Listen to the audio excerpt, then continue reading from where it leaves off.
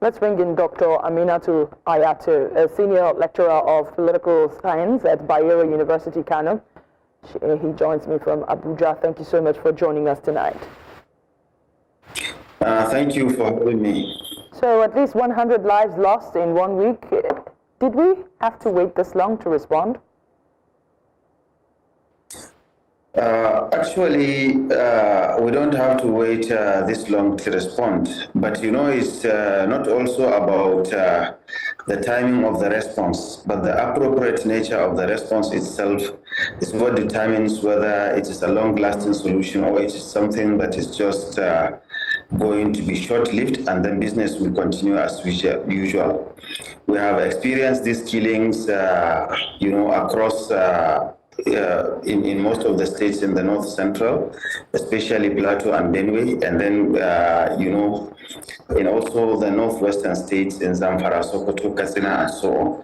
So we've seen a lot of these killings. Recently, the upsurge, the resurgence of these killings in Benue State is pathetic, and the government actually has been responding, but by just word of mouth.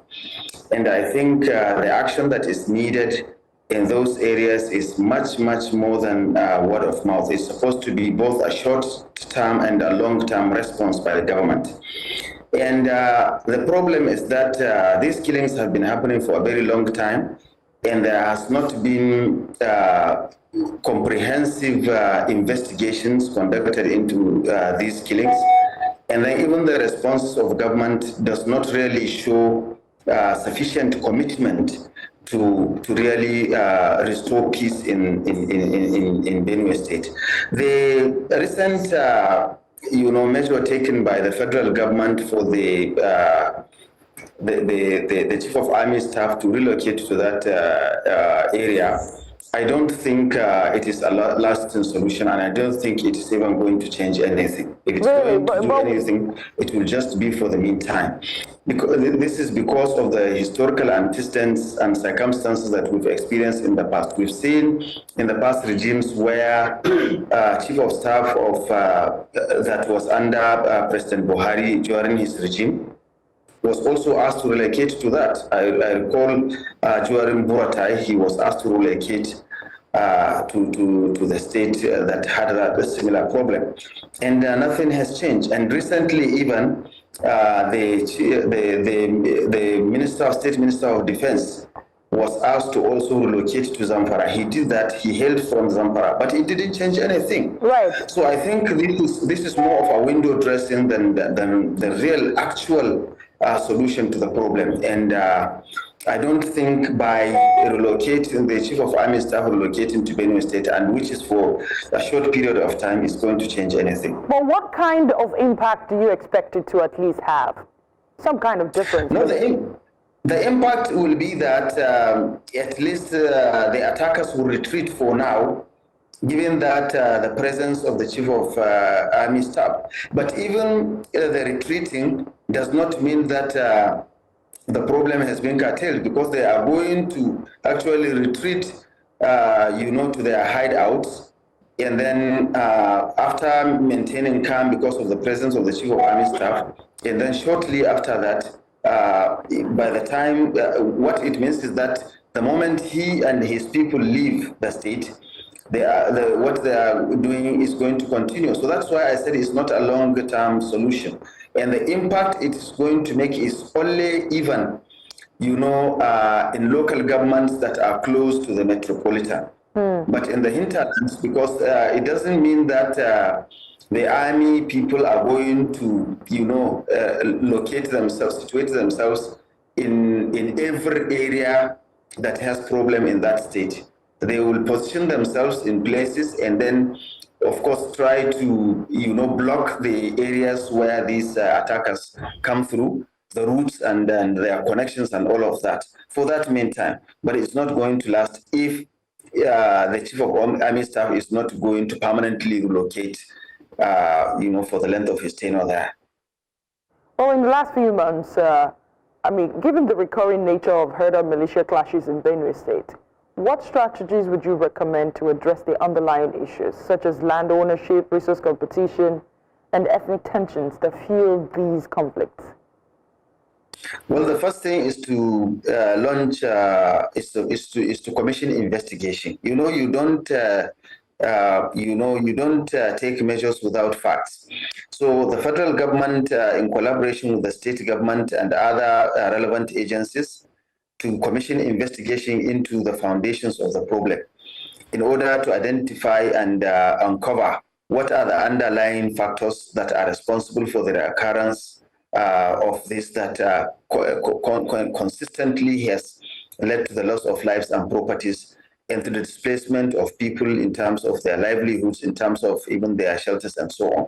So when commissions of inquiry are commissioned, the report will determine which action government will take. But in the meantime, swiftly, the government need to really use a mixture of the strategy, both soft and kinetic strategy, to be able to really have a strong hold of these areas where these attacks are happening so that people can feel safe, to go about their livelihoods. And one of which is to permanently station, military formations in these, frontline areas, and then put deterrence measures in terms of, the communication routes and the supply of materials, and even the movement of guns and other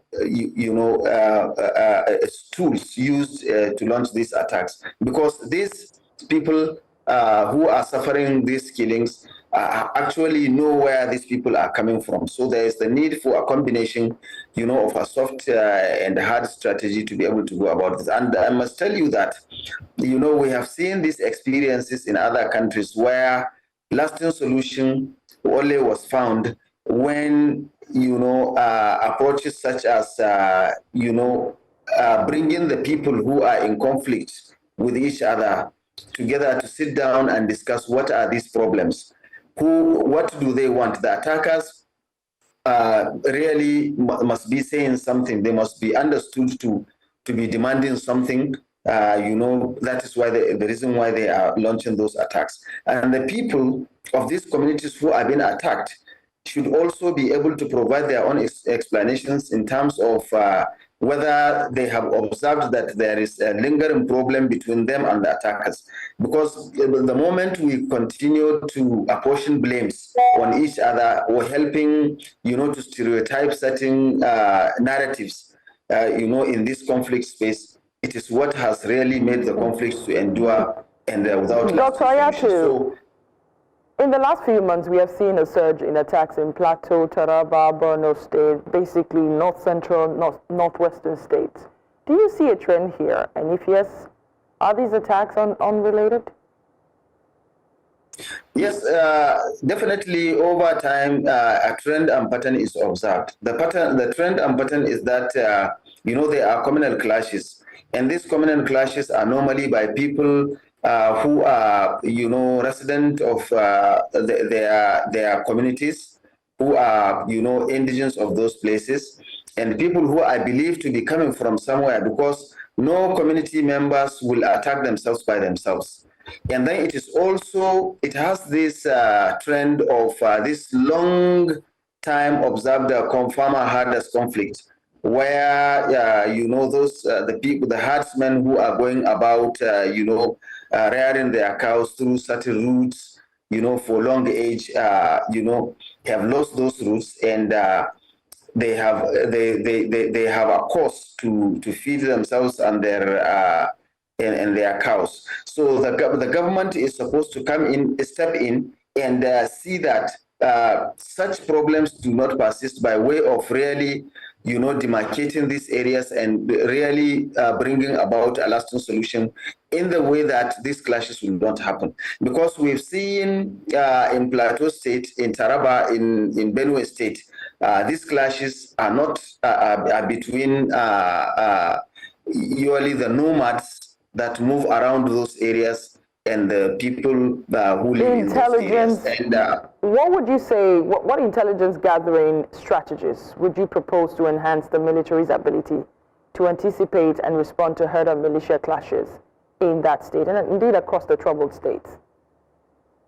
No, there has been intelligence gathering has always taken place in Nigeria, even in conflict settings that we are talking about. But the problem is that the problem of corruption, because even when the intelligence is gathered, we have seen different instances where there is even connivance between some certain security agents or officials who have been posted to do their work will end up conniving and doing something, or even taking money, from certain, one group of people against the other, or providing even very confidential information, to certain people who are in conflict with the other party, and that has really suppressed and undermined the processes of intelligence gathering. So I think one of the important things to do is to also apply intelligence in detecting,